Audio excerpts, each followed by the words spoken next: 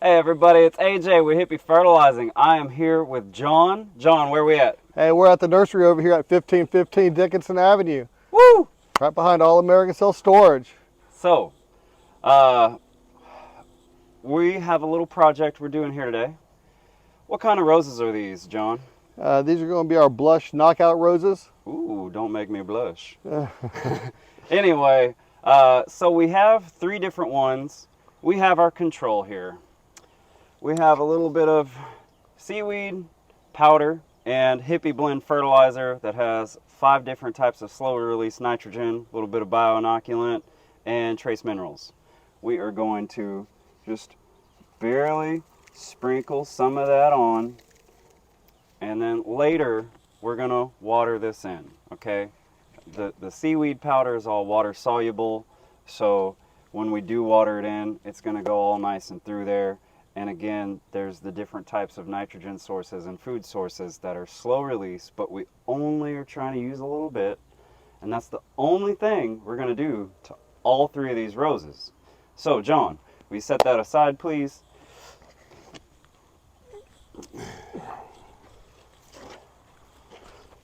Next, we have our other blushy rose. And we have in here a little bit of this beautiful, fluffy, CarbonizedPN soil. Now, John, just based off of your experience, how often have you seen something this clean and fluffy?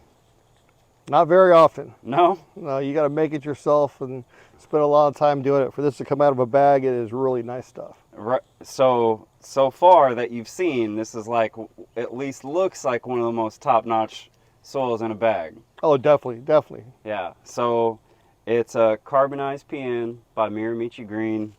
Super fluffy, dark, smells good and clean. Don't ask, okay? I know I almost want to take a bite to see what kind of earthy flavors I could get, but I'm not going that far today. So John, what else are we going to do to this plant here? We're going to talk about these roses for a second. In the summertime, I notice a lot of people have dying leaves or dying flowers quickly. The leaves turning black or looks like they get a fungus on them. Now the problem with the roses is people have a tendency to use a sprinkler system, and when the water sits on the leaf, it bakes on there basically, and it hurts the plant. Roses during the summertime need to be watered at the root base. That will look 100% better, but they do take a beating in the heat. You can also trim these roses this time of year, and everybody's going to say, no, you can't, but we do it all the time. And I'm not saying trim them a lot. When you see the little buds, they've already bloomed. We're just going to go ahead and knock these things off. Give them a little snip. Uh, Let me ask you Nothing something, major. John. You know, you brought something to my attention a few weeks ago about like salt in our water.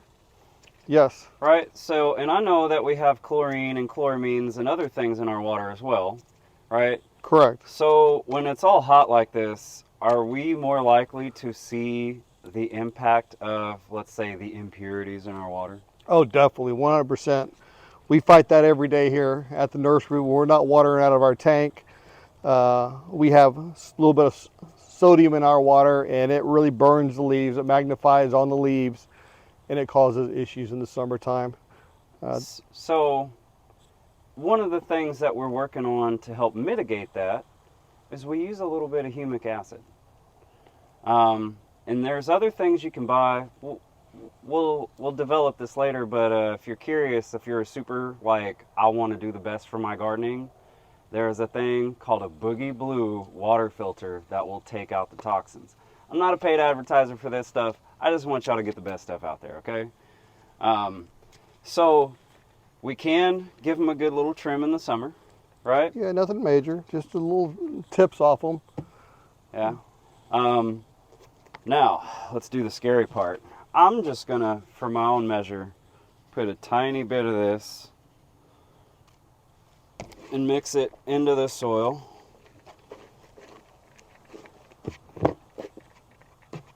So let's pull that sucker out. Woo! Now, I have my own way of doing things, but I'm curious to see how the nursery man puts this together. Well, since we are changing out the soil, I'm just taking the bottom section out. I'm not going to do the whole top section. We don't want the plant to go in too much shock.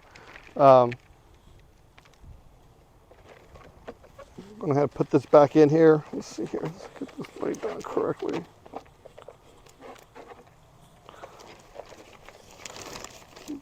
Give me a little bit more soil in the bottom of there.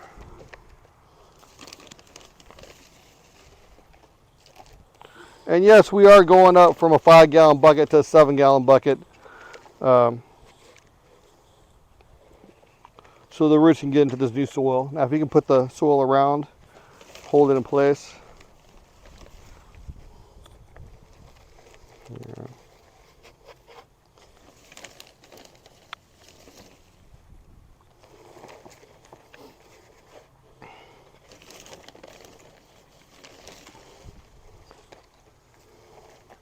After we get the soil put in here, we're going to definitely give it a good watering. Transplanted during the heat of the summer, it's tough on the plants. Tough on us to watch them drop all their leaves. But as long as you keep the soil where it's aerated and they get plenty of water and some good nutrients, they'll pull through just fine.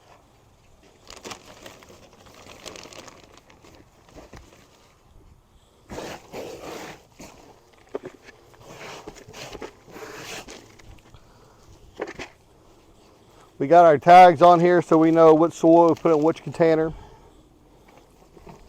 Now, we don't want to go too high up on the rows here, any higher than what it is. Okay.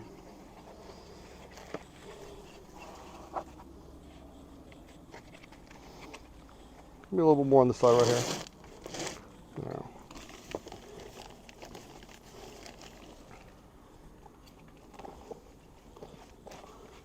And one thing about the knockout roses, I mean, I gave it a little bit of haircut. If you came out here with a machete and chopped it to the ground, it's going to come back. Especially if you water and feed it well. Yeah. Once again, I'm always saying, and I'm always hearing other landscapers and contractors say, it's the soil, it's not the plant. So let's try to build our soil instead of grow our plants, and your plants will grow automatically. Here, I'll set that to the side for you. So next, we are using a much more common soil, but it's still quite the step up from whatever you have generally existing in your yard right now. Because anytime you're doing landscaping, transplanting, all that kind of stuff, get amended soil, right? The hull is the home for the plant. We want to give it a good home. It always makes me think of like Adam Sandler and Happy Gilmore. Yep. You know, go to your home. So he's giving that a little nip again. What do we got here? We got our Landscaper's Pride potting soil. So,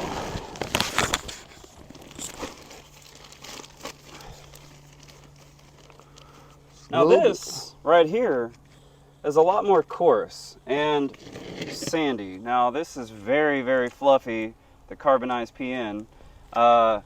This one is still nice and fluffy, dark, sandy.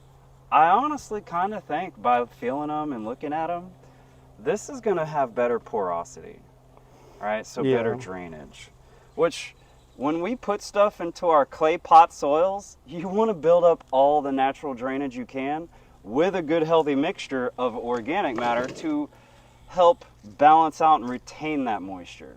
You just don't want it to be sitting at the bottom rotting stuff out, right? Correct, definitely. The roots have to breathe. Yeah.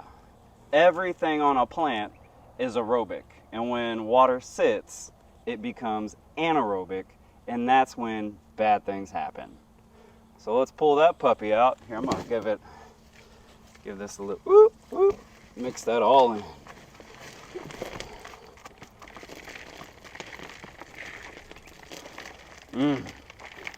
Now those two soils do smell a little different. Not necessarily a bad thing, but I'm just smell everything, so I noticed a little bit of a difference. You can tell the difference between this soil here versus what we're putting it in also as well. We need to definitely put some more in there. Okay.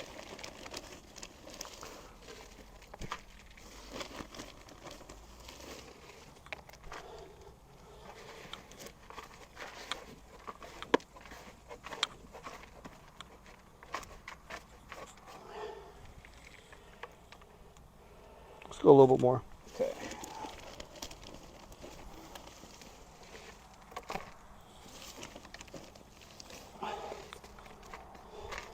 Okay, that should be good.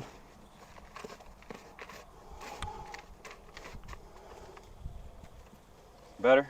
Much better. Yeah.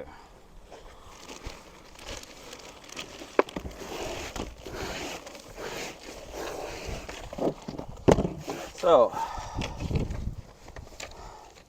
a little bit of attention with plants goes a long way.